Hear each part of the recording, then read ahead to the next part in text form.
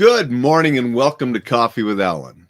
As you can see, we have a special guest here today. And before I introduce Sam, I want to remind everybody, go to enjoylifesafely.com, get some of those free resources. They're there to help you stay safe, enjoy life, and be exceptional. You know, this morning I'm drinking out of a Life is Good cup because life is good. And it's even better when you live ready. And Sam Rosenberg wrote this excellent book called Live Ready. And that's what we're going to talk to you about today. Give you some tips and strategies to stay safe so you can enjoy more that's out there. And so I don't mess anything up. I'm going to have Sam Rosenberg introduce himself, give a little bit of his background so you know who's talking to you, because the man has a wealth of information, as you're going to see here in this next interview. So Sam, would you introduce yourself, please, to everybody? Absolutely, Alan. Thank you so much for having me on the show. It's truly an honor. So I've been basically in the business of protecting people and organizations and teaching them how to protect themselves really for the last almost 30 years. 1996, got out of the Marines. I was a Marine officer, kind of landed in the close protection world. I always tell people it's a fancy pants way of saying bodyguarding. Ended up protecting a variety of high profile individuals, everyone from Tom Cruise to Warren Buffett, Benjamin Netanyahu when he was the former prime minister at one point. But in 2003, I had a philosophical shift that, to me, it's good to have a lifeguard, but ultimately you should know how to swim. So I pivoted my career again in 2003, started to teach people the same skills and tools that we use to protect public figures so they can protect themselves, their families, their organizations. It's been a little over 20 years now doing that. And Live Ready is the culmination in many ways of the most important lessons learned throughout this whole career, and really distilling down what I consider to be the critical soft skills of how to recognize danger, how to, live your life in a way that is not paranoid, but at the same time ready, and to get the most out of life, and to do so in a way that has, access to this knowledge that very few people and very few instructors actually have in terms of, how do we recognize danger, realize when bad guys are targeting us, understand why bad guys do what they do and how they think, and how do we create an infrastructure, if you will, of security very easily within our lives. That's the gist of it. And that is awesome. And I know when I was reading this book, there were so many times where I was just, yep. And then I was like, I didn't think of it that way. That's a good point too, that I hadn't thought of it in that particular angle. Yep. Oh, that's something I hadn't thought of. And so, I mean, it's just a wealth of information, and you can tell that you've been there and done that, and that you're given some practical advice, because I know, and you probably have seen it too, where some of the ones out there, they're giving advice or something that's not practical for regular, ordinary people. Yeah. And that is the case very often. I mean, we both experienced it, Alan, I'm sure, with our, through the depth and breadth of your training. So much of it gets focused into the tactical community, right? And it's how do we take sort of tactical operations and apply it into the civilian world. And the reality is defense and self-defense is very different, and understanding the realities of a mainstream audience is kind of what I'm good at. Just having been in this world for so long, translating this information, I consider that to be my specialty, is making these complex ideas that are relatively scary for the average person, make it accessible, make it achievable, teach it in a way that they can teach it to their kids. And that was the whole objective of the book. So I'm glad to hear you say that. And that's good. And that's why I like it, because that's what I do too. I mean, we're both teaching civilians. Yeah. And it gets difficult because there are people out there that don't understand that civilians need to be taught differently than cops and military. Yep. And you and I have been on both sides. Yeah. We know the military training. We're part of it. But we have to understand that this third grade teacher, this lady that's in the third grade teacher, this gentleman that, he's a nurse in the healthcare profession, and this doctor, and they want nothing to do with law enforcement or military, Mhm. you're not going to just give them a gun. That's the answer. Give all the teachers a gun. Give all the nurses guns. That's the Mhm. answer. Right. That's not the answer. It won't work. That's right. And so I really like that this is helping those kind of people, because those are the people that I'm helping too. Yeah. And what would you say is the number one principle to help that segment of people, just regular, ordinary people, that they're afraid of the stuff that's going on? Mhm. And what can they do to be safer and to ease some of that fear? Well, I'll actually tell you, I don't think it's one principle. I think it's two interrelated principles. And the interrelated principles are really the foundation of my book. It is that violence is never random and that you are never helpless. I truly believe that when we hear in the news media people talk about a random act of violence, or they talk about someone just snapping or what have you, no one saw it coming, this kind of language. What they're always saying is they're implying that violence is random and therefore unpredictable. And if it is unpredictable, then what possible responsibility do we have to it? It's just like a lightning strike. There's nothing anyone can do. The reality is to embrace the idea that, as Gavin de Becker always says, that it's violence is a process as observable and predictable as boiling water, right? We just need to know what to look for and how to look, when to look. So the idea here is to first a reset of the mind to understand that while things may seem indiscriminate, and there are indiscriminate types of violence. A mass homicide event is targeting people indiscriminately, but it is not a random event.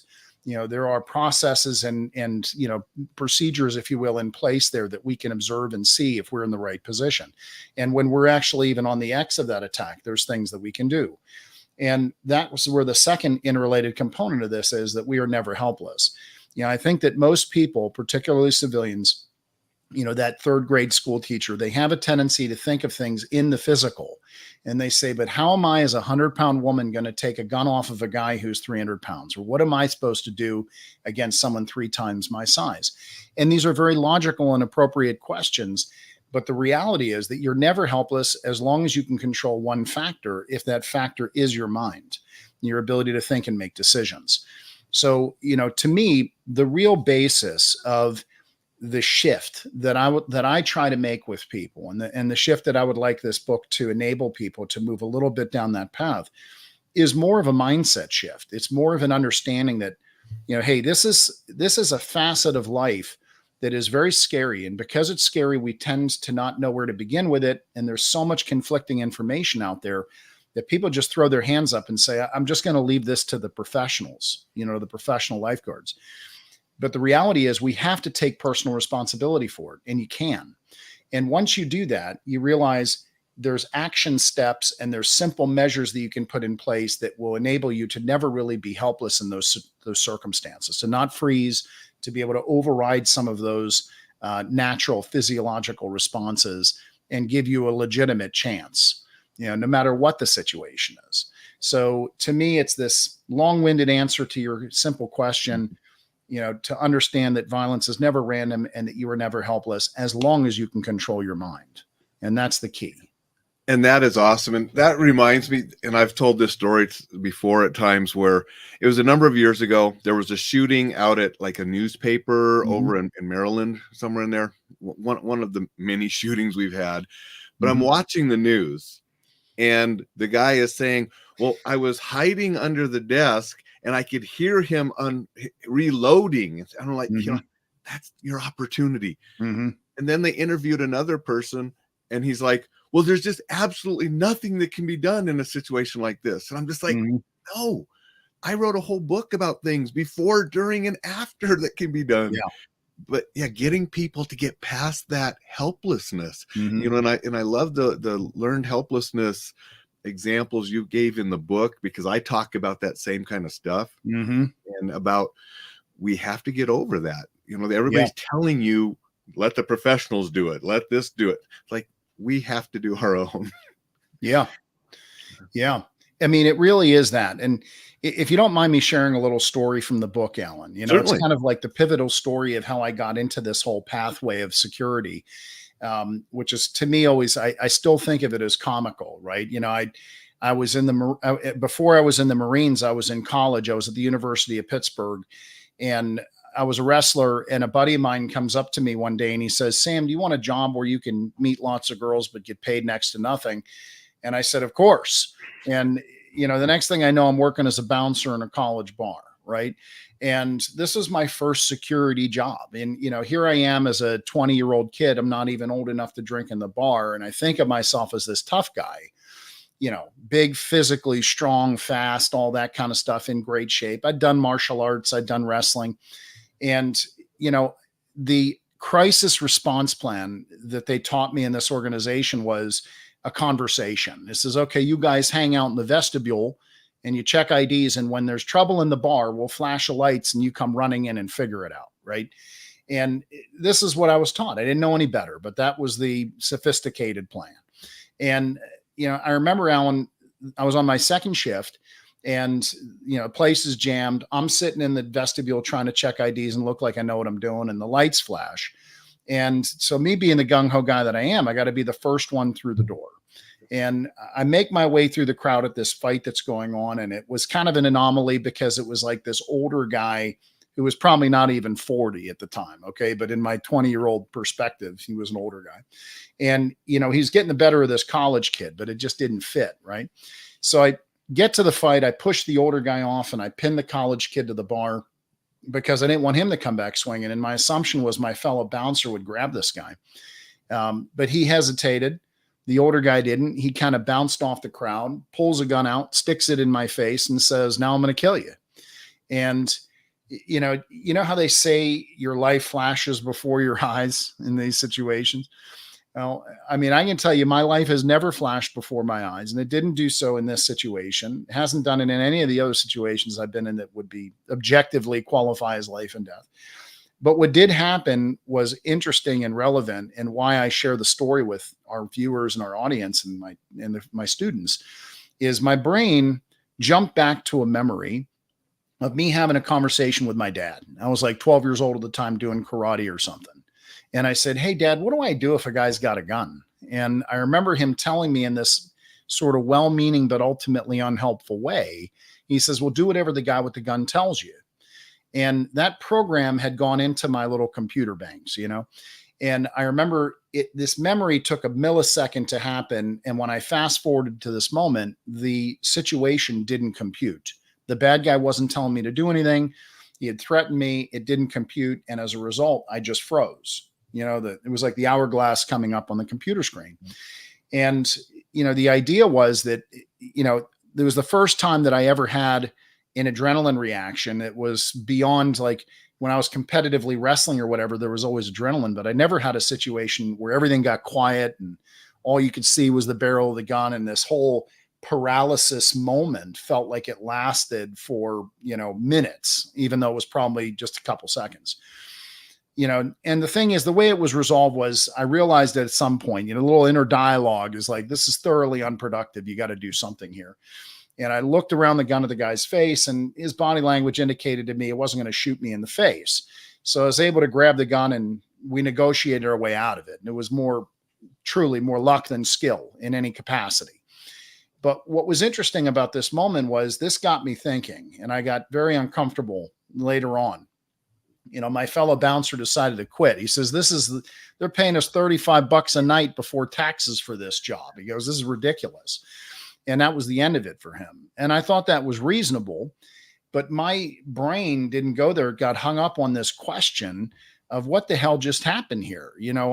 Here I am thinking I'm physically capable of these things, and everything I thought I knew about violence was demonstrated instantly to be false.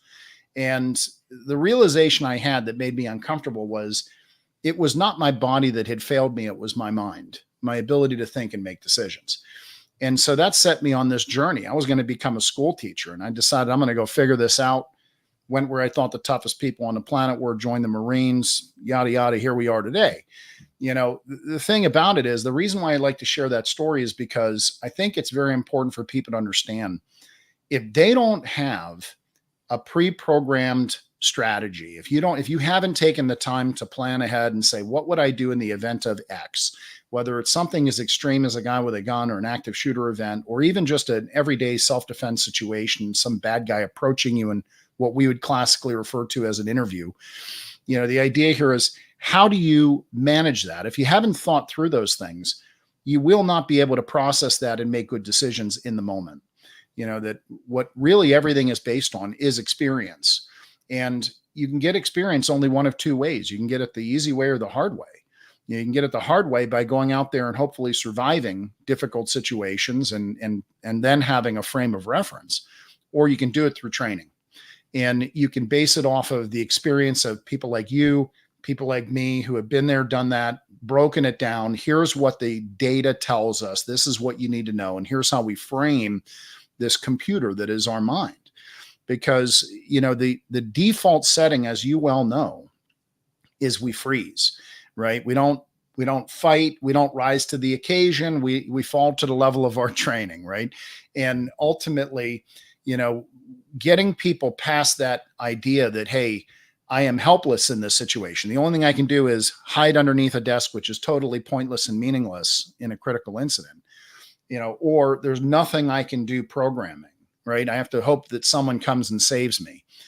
Getting people past that is first a function of getting them to understand that they truly are never helpless. It's not about the physical.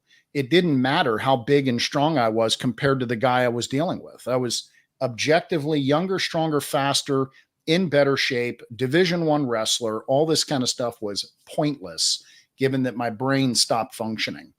And when we understand that we can turn the tables on a bad guy in that way, and that we can actually create that paralysis cycle out of them, and that we can exploit that behavior, all of a sudden you realize how much true power and control we have in any critical situation. It's just a matter of doing the work in advance. And that's why I always tell people the path is simple. It's just not easy. You got to walk it. You got to actually do the training. So I'm sorry to go on a long-winded, sort of story there, Alan, but it's hard to navigate this for people who've never experienced it. And that's the way I do it, is through my own. And that is excellent. I love how, you said the hourglass turning on the computer, because I have used that in many classes, and I borrowed it from a co-instructor back from the Safariland days. Ben Gladwin used to tell it that, when your computer freezes up and you got the hourglass, that's what your brain does. Yeah. And file not found. So the information that we're providing and the plans that people make, those are the files that then your brain has something when it needs it in those situations. Yeah. And, when I wrote Live Ready, and I imagine you went through a similar thought process of writing this material into a book, right? There's what I call an integrity element to this, which is like, we both know you need hands-on training.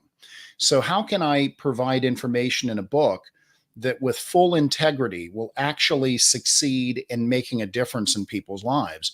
And what it really comes down to is that once you program the mind, you say, okay, now I've read this book, I understand a little bit more, and I have a different way of thinking, right? And now that I have a different way of thinking, if I find myself in this situation, even if all their plan is I'm going to assess what's going on and distance myself from the threat, even if that's running or moving quietly and slowly, right? Whatever that is. If it's a different way of thinking about how to do a lockdown or to hide properly, that changes the game for a lot of people, even without physical training, because the program actually goes in and it's immediately accessible under stress. So, I think that's why it's so vital that at the very minimum, people read your book, they read my book, because these are life-saving pieces of information that we crave as humans. Yep. And I like that we can give simple things like, the boundary setting. When I went, the first time my wife and I were in New York was when my daughter was a freshman, because she and the band were playing at Carnegie Hall. Oh, cool. And, their band's doing their thing. My wife and I, we weren't chaperones. We just went to see her play, but we wanted to have fun in New York too. So my wife and I are off, and we were on the ferry going over to Staten Island and seeing Statue of Liberty and all that.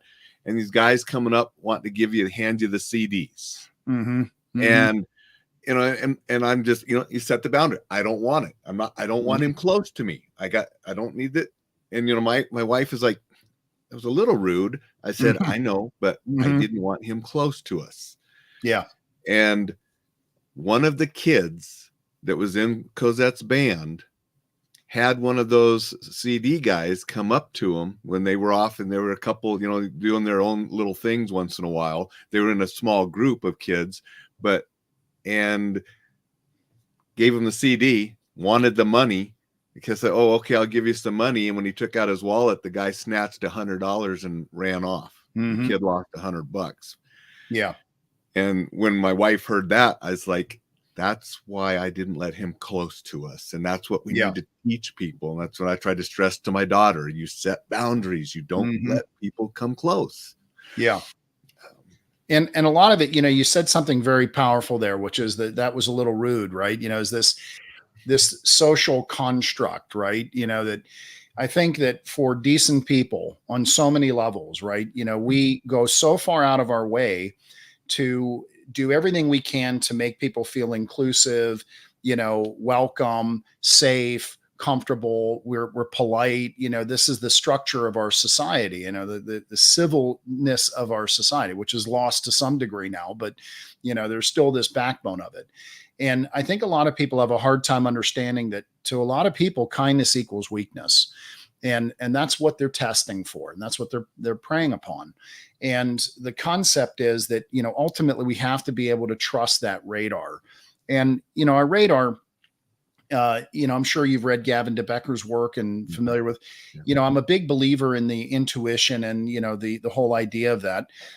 But I find it personally that there's a little more to it, right? There's this cognitive layering to this where it's experiential. And so how do you take a young kid, for example, the proverbial, kid from Kansas who goes to the big city, right? And how do you build street smarts? It's hard without life experience. And that's where training comes in again, to be able to say, not only do you need to trust your radar, but here's what you're looking for. And situational awareness is always the first step. The problem is that I found is that, to me, situational awareness, just paying attention, is like the prerequisite. Like if we have to start there, we're not even at the prerequisite level. So getting kids out of their cell phones, right, and getting them aware nowadays is the first thing. But once they're paying attention, then it comes down to, what are you looking for? And the social veil, or what I call is one of the veils of denial. There's these three kind of primary interrelated veils. We interact with someone, guys trying to give us a CD, they're trying to create some kind of an interaction or an interview dynamic. And that interview very often is intended to basically determine one thing. Are you a soft target? Are you a viable target for whatever it is they have in mind? And the challenge with interviews is people don't realize how you conduct an interview can have ramifications, not just in the moment, but hours or days later or weeks later.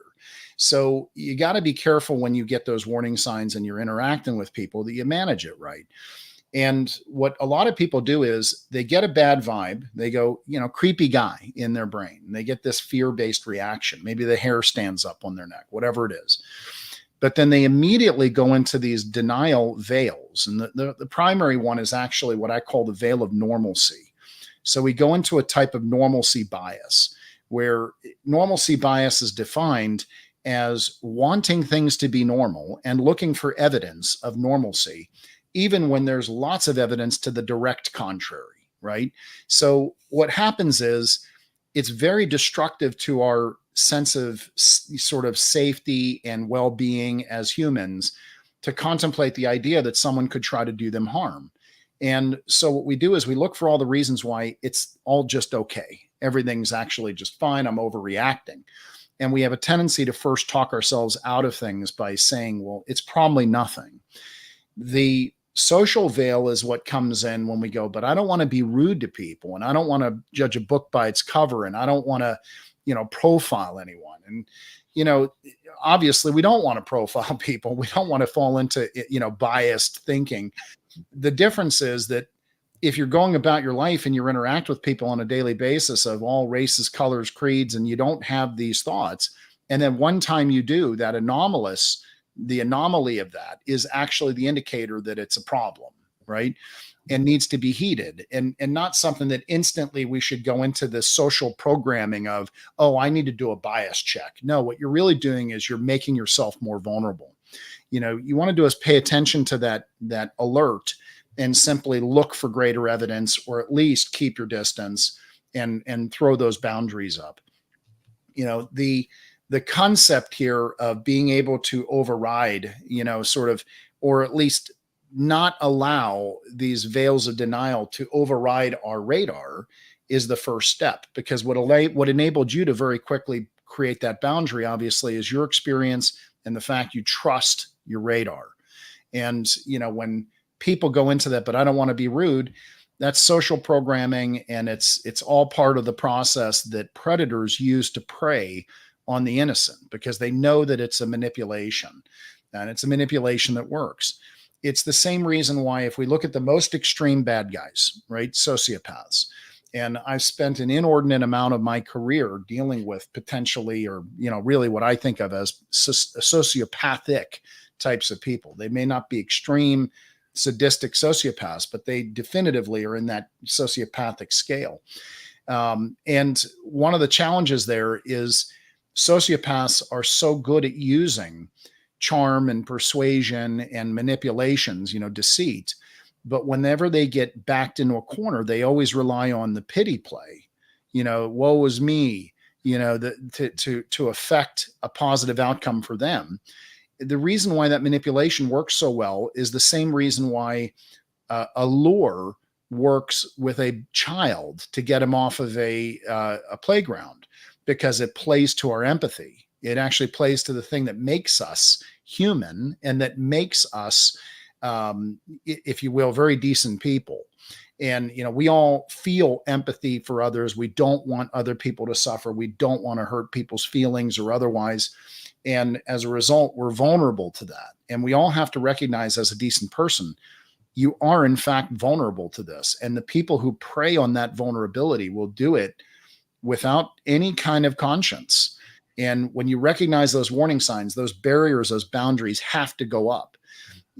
One of my areas of focus with kids, with young people, is I really like teaching college kids and kids going to college, particularly girls, because being able to teach them how to recognize persuasion-oriented predators who use charm and persuasive ability to create opportunities to victimize is so powerful, because the only way that they're going to get that experience otherwise than having technical training in it is to be victimized, survive it, and hopefully not allow it to happen again. And I don't want that to happen.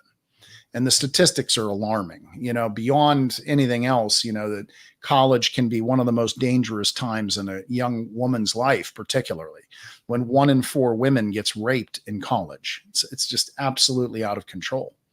So there's a lot there, but it all comes back to the things you're talking about: boundaries, and layering on that trusting of that radar on top of that, So, and they have to look for the research. I mean, my daughter's in college now. She's in Philadelphia, and, she's just finished her second year, but her first year, she got a part-time job where she had to go early in the morning to the bakery that she was working at. And she said, but it's dark and stuff there. I'm like, Cosette, call the campus escorts. There are people that will walk with you or drive you. You don't have to walk that sidewalk in the dark alone. She's like, oh yeah. Yeah. And people never call those folks, but they would love there's people who would love nothing more than to go and actually execute that escort. You know what I mean? Like, thank you for calling me. Yeah. And so that's what she started doing. But she didn't, she knew it because she heard it at the orientation. I knew it because I talked to the police officers when I was at the orientation in detail about different things for the UPenn police. But when she said that, I'm like, don't walk that alone. There are people there. They will walk with you. Use those resources. Absolutely. But so many people, they're embarrassed or they don't think about it or whatever. And we really need to do that. And I want to bring a comment up here. Dixon has joined us, and he did this comment a little while ago, but said, yes, mindset shift to take personal responsibility for our own safety.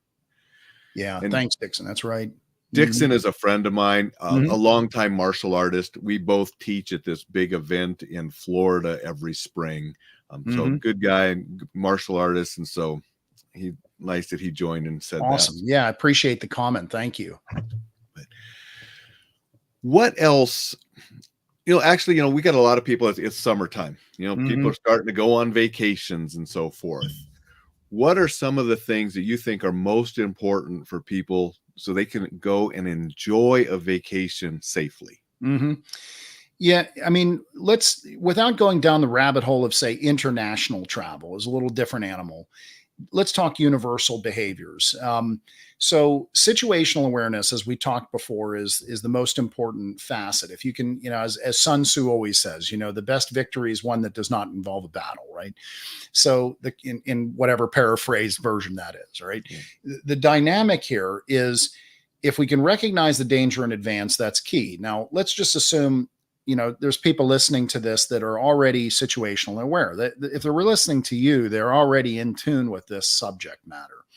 So how do we add a few techniques? All right, here's one that I teach. It's a little bit of tradecraft, but the concept is you want to understand there's some interrelated ideas. The first one is a very simple one, that every environment has a purpose. Okay. So let's say, for example, a parking lot, just for a very simplistic example. That parking lot has a purpose. And the purpose is clearly you go park your car, go into a store, come out, drive away. Right. So whenever you enter into an environment, um, doing a quick scan, and I am a big believer in giving people simple tactics, scan left to right. It's how we read. We get greater comprehension this way. And if you just scan left to right and your brain, your radar spots anything that's an anomaly in that environment, what it's probably picking up on first is someone in that environment who is not using the environment for its dedicated purpose. Now, that could be someone just hanging around. Well, they could be waiting for a ride, and that's fairly easy to discern body language wise, versus someone who is watching who's coming and going. And if we then understand that the next rule, if you will, is to watch for the watchers, right? So when you see someone who is actually actively a watcher, that is a very big indicator, because what's their purpose? Could they be just like you or I? They're observers. Could they be law enforcement or whatever? Possibly. Yet, generally speaking, again, you can read that pretty quickly. But what it is just being able to pay attention to watchers is a huge facet. And how we perceive it very quickly is to understand this environmental dynamic, the situational factors. One of my clients sort of summarized this really well, talking about New York again. He said, Sam, he lives in New York, and he says, Sam, I summarize this for my friends who come visit me in New York. He says, in the big city, there's three kinds of people. He says, there's the people who are looking up, they're the tourists. There's the people who are looking down, they're the New Yorkers. And then there's the people who are looking for who's looking up and who's looking down. And he goes, those are the ones you have to pay attention to. And, the idea here is that being able to pick up on people who are watchers is a very big indicator. And usually if they see you, recognizing them, and I'm not talking about making extended eye contact, we're just talking about observation. When they see you, it's like two predators at the watering hole, that you're instantly too hard of a target, too difficult, not a soft target. There's easier prey out there. And that's one of the fastest ways to avoid trouble in the first place, is to get into a routine of observation, right? How do I scan an environment and what am I looking for? Now, the other component to this is how do I avoid burnout, right? Because people always are like, well, I don't want to live paranoid. I don't want to, all this kind of like being aware all the time. I get it. Okay. So what I'm a big believer in is not just knowing like what to look for and how to look, but also when to look. So what I try to tell people is that every environment, just like people, being a hard target or a soft target, a vulnerable target, is not a fixed state, right? It's very dependent on a lot of factors. And so are environments, right? We have an environment that has soft or hard areas. So, for example, if we look at a simple thing like, hotel, right? You're talking about travel. You're arriving at your hotel. What are the soft areas of a hotel, right? What do you think, Alan? What are the soft areas of a hotel?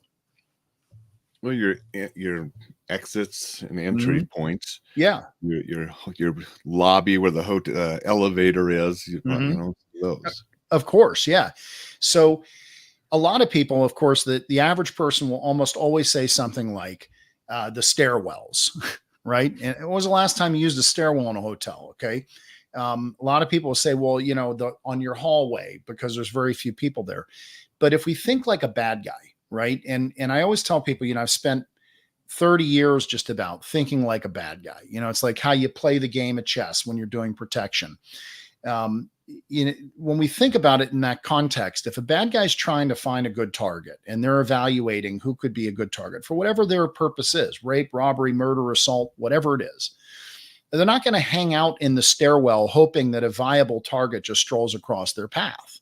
What they're going to do is they're going to hang out in the lobby area or the entry exit points, the areas near the elevator, and they're going to observe people and they're going to wait and possibly try to follow you somewhere. So where you have to really pay attention is in those soft areas of say the restaurant, the lobby, the bar area. Pay careful attention there. You're once you're behind the locked room door, you can relax, right? You're safe unless you open the door for someone. You're generally safe. So we don't have to be on high alert all the time. We just have to know when to sort of turn up the dial a little. And when people are traveling on vacation, particularly when they're in unknown territory, my recommendation is to look at every environment and say to yourself, what area here is the real concern area? And how do I then scan? Scan left to right. If you pick up on something that's an anomaly, pay attention to it a little bit. Is it a watcher? What's going on here?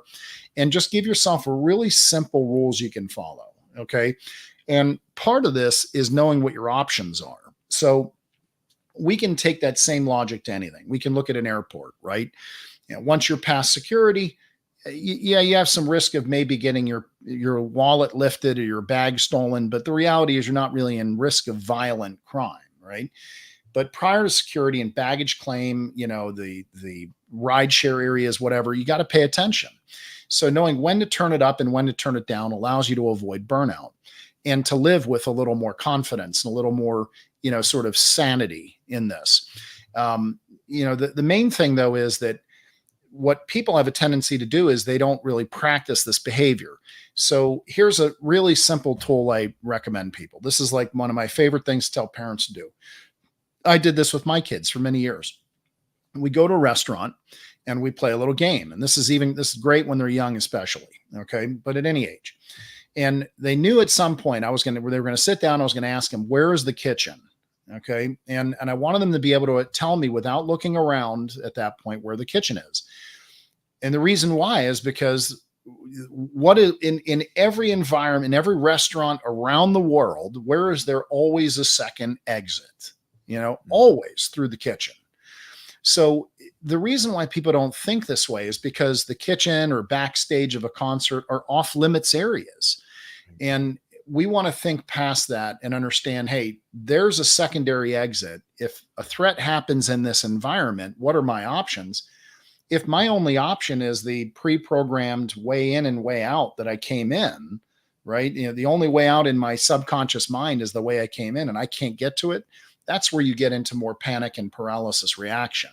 And having that simple plan already planned takes a second when you walk into an environment. Now you know where you can go. And that is, again, you can now relax a little bit more.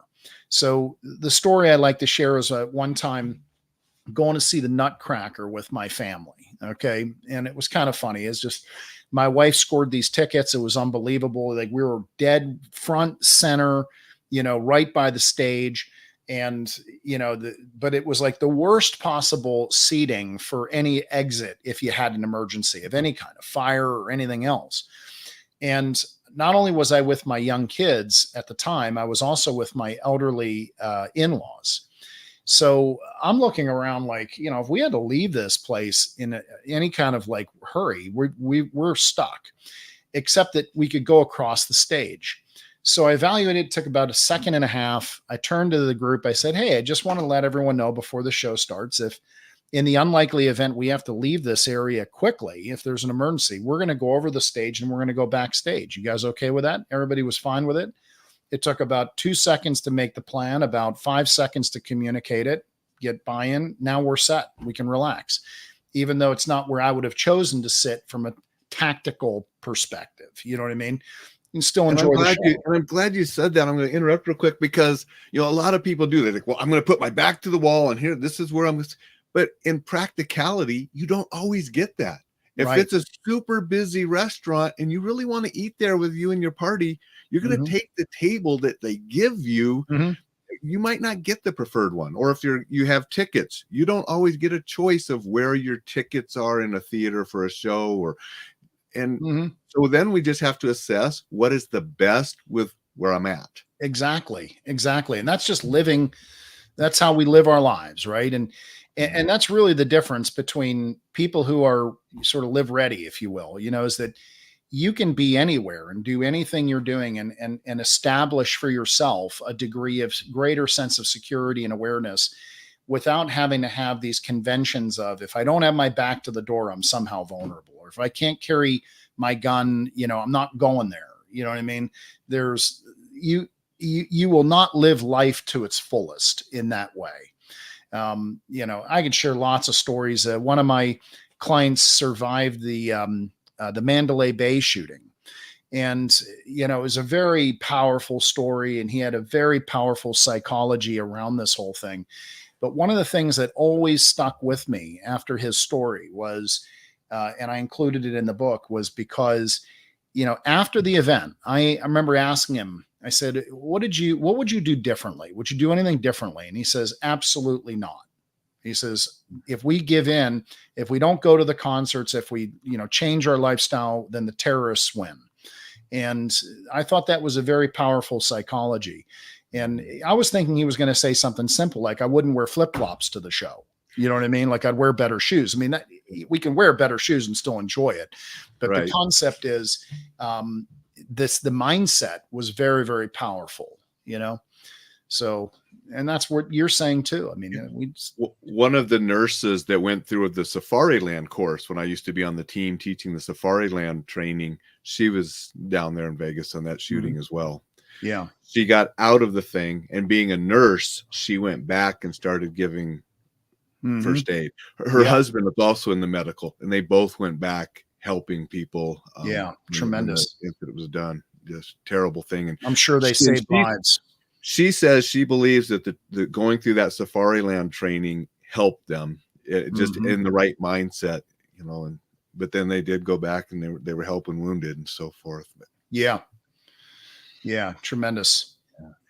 But because I do the same thing. I try to teach people that we got to enjoy life. And when I teach awareness, and I use Cooper's basic color code, the white, yellow, orange, red. And I said, yellow is not just looking for bad stuff. We recognize good things too. And so if you got your head up your apps in your phone, you don't see the good stuff as well as the potential bad stuff. That's great. That's a fantastic way of saying things, Alan, is that, really being in that yellow state is really being present. I mean, that's what it is. That's what everybody tries to achieve in yoga and everything else, is just be present. And I'll joke around sometimes, like I even did it yesterday, because even in my communication programs, I talk about awareness at times. I say, I hate that I told my wife and daughter this stuff, because now we're at the mall. We're done with Shields. It's time to go to the car, go home. Sale. Oh, they saw the sign. But, so when you're aware, you see the good stuff out there. And I also love that you talked about different locations. We have to have a different level. I've taken my daughter and family to Disney World, Disneyland, Universal Studios. When you are inside the park, the worst threat that you are going to face is the sun. And it's sunscreen and hydration, because the dehydration and sunburn are the biggest things that kill people's fun time at amusement parks. It's not bad guys. Yep. And so we want to, assess what the actual risks might be in those areas. Yeah. I mean, I'm sure you have too, Alan. I've run into lots of people. I have I met a guy one time that, literally he'd wear his gun watching TV in his living room, mowing his lawn. And, it was just he'd first thing he'd do, wake up in the morning, put on some kind of gun belt. It's like, what are you really concerned with? Do you have such a lack of infrastructure around you of security or early warning and like an alarm? There's so many things you can do to be able to relax in your own home. And, his mentality was one of like, well, tell me when I won't need it and I won't carry it, and it's like, there's just a reality here that you can take anything to an extreme. And I believe very strongly in having the right skills and tools, but I also believe and I certainly don't I don't behave foolishly, right? We have to appropriately navigate risk. But as you said, when you're in Disney, or an amusement park, there's such an infrastructure of security around that your greatest risk is the sun. It's not a bad guy. And that's something that most people I don't think they understand it because they haven't thought through it. They haven't read your book, my book. They haven't really done the training, and everything then is a fear factor. There's too much unknown. And that's why it's all about living in an uncertain world, is how do you have certainty in an uncertain world? For me, certainty really doesn't come by knowing that you can successfully navigate every situation. It comes from the knowing that you actually can take action, that you are confident in your own ability to problem solve and figure things out. And it's not about everything being perfect and bubble wrapped all the time. And yeah, because I know people that they will not go any place where they can't carry their firearm. Mm-hmm. Yeah. And one year I took a vacation when my daughter was young. We went out to Minneapolis for the weekend, to the big mall there, Mall of America. Mm-hmm. And it was one of the Tom Cruise Mission Impossible movies. Mm-hmm. Was opening that weekend. So we went to the movie theater that's there in the mall and saw that movie. And somebody posted on my social media, what are you doing? What, you're trying to go do something where you can live out the stuff in your book? And I'm like, there was one big movie theater incident with that Batman, which got me into the field. There are movies playing every day all across America, day in, day out, with no incidents. My family and I like movies. We wanted to go see a movie and enjoy a movie. I'm not going to never go to a movie because of that one incident. Yeah. Yeah. That lets the terrorists win. I agree with you wholeheartedly. At the same time, I always say to people, like, we have to recognize, going back to the first thing we talked about, it is your responsibility. So even when you go into the movie, I know when you go to that movie theater, you're seating yourself appropriately, you're scanning. And once you can relax, you relax. If something kicks off, you have the ability to react. You know what I mean? And that's just the way it is. Exactly. It's not that we're going to go in there and not pay attention. I know where the exits are. I know what we're doing if something were to happen, but then we're going to enjoy the movie. We're going to enjoy the amusement park. We're going to enjoy the travel. And again, we enjoy doing things, living life. And I think it's sad if you are afraid to go live life. Yeah. Nothing worth doing in life is absent risk. Absolutely. Life itself is risk, right? So, the reality is that we just have to have a recognition that, hey, there are human predators out there. There are bad people who will try and victimize. It doesn't have to be you, right? You can insulate yourself quite a bit by just simply being capable and able to respond and looking like a hard target and actually being a hard target. I talk about how you really can't fool the bad guys too much, right? You can look like it, but not for long. They'll see through it. The bottom line is, if you invest a little bit of time and energy into mastering, if you will, this vital life skill set, how to protect yourself and your family, and, to be a protector, and to be your own lifeguard, that is what enables you to live life to its fullest on so many levels. I've always been a bit of a philosopher, and I remember in college learning about Abraham Maslow and, the Maslow's hierarchy of human needs, which most people know just from the basis of like food, clothing, and shelter, right? The idea of subsistence needs. but for people that don't know Maslow, what it is your subsistence needs come in at the lowest level of this pyramid, right? Then you have security and safety, you have belonging, you have esteem, and you have ultimately this idea of self-actualization. And the notion of self-actualization really is living life on your own terms. It's not a matter of being in Zen all the time. It's about being able to do what you want when you want, understanding that you are ultimately can control and living life to the fullest.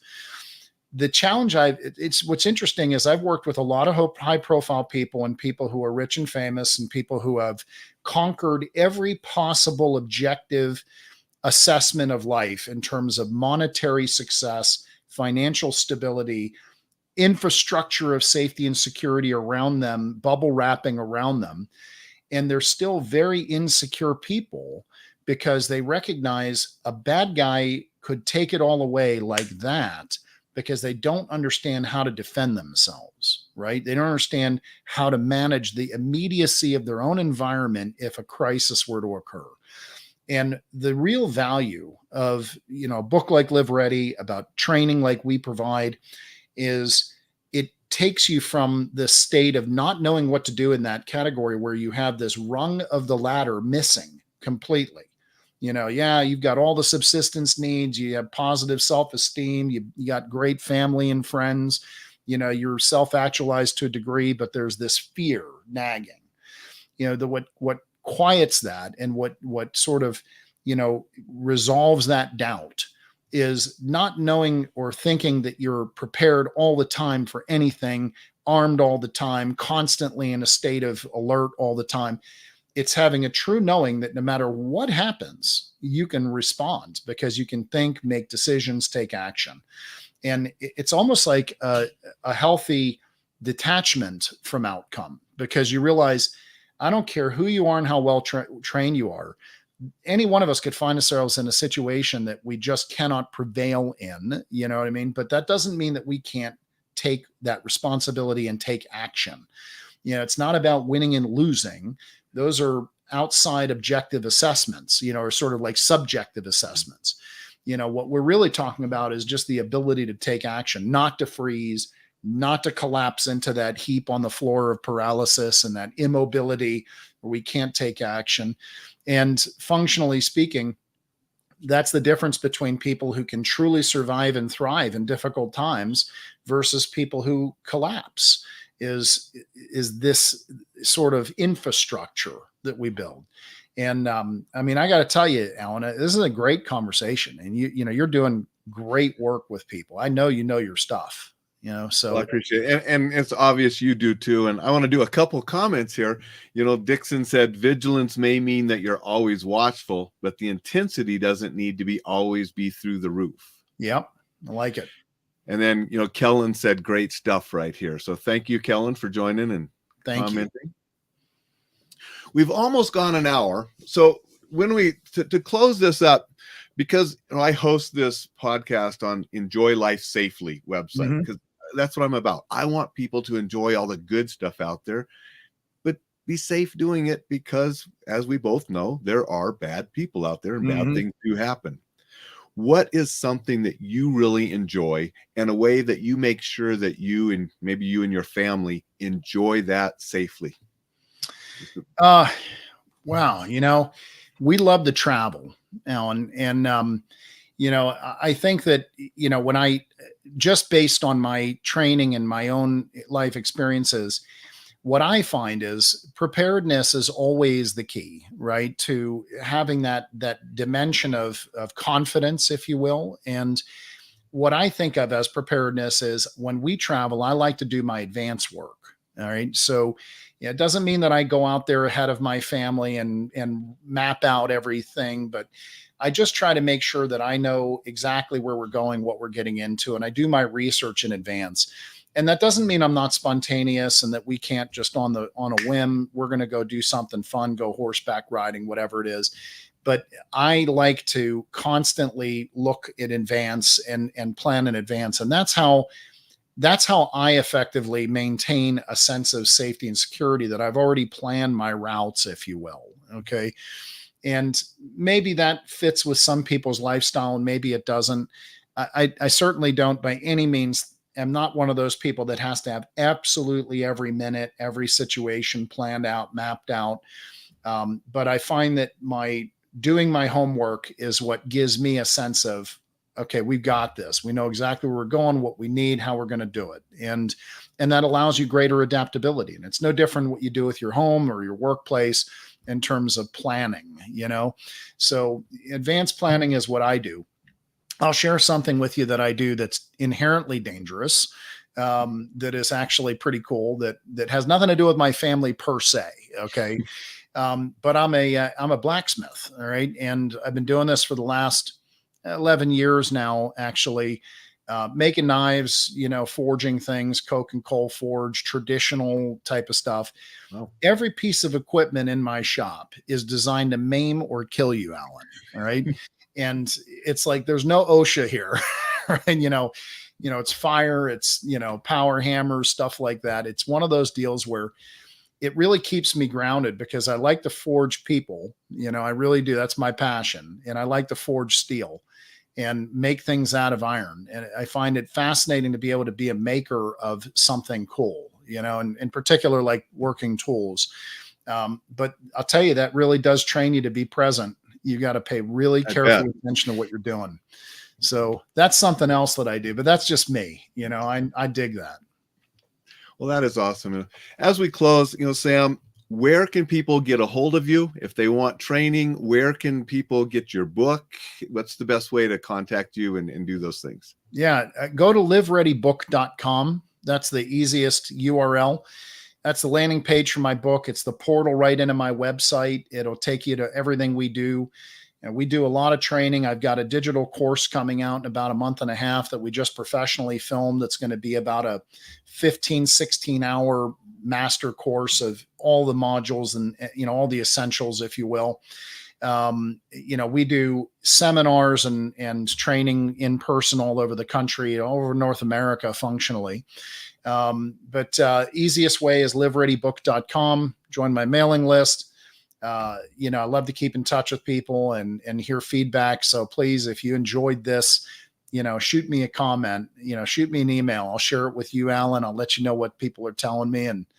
And I hope to get in touch with a lot of new people. Dixon wanted to know before we leave, if do you sell knives? I do, Dixon. I actually, I do. It's all custom work. So, I've made hundreds, if not thousands at this point. I do a lot for my clients. Usually what I do is I have a conversation with someone, find out exactly what they're looking for. And we customize the order. We talk about what they want, what the purpose is. Most of the knives I make are more in the realm of tactical sort of hunting, outdoors capable knives. I do a lot of kitchen knives too, because people like those and use them all the time. So yeah, anybody wants if interested in that, just don't expect a fast turnaround time.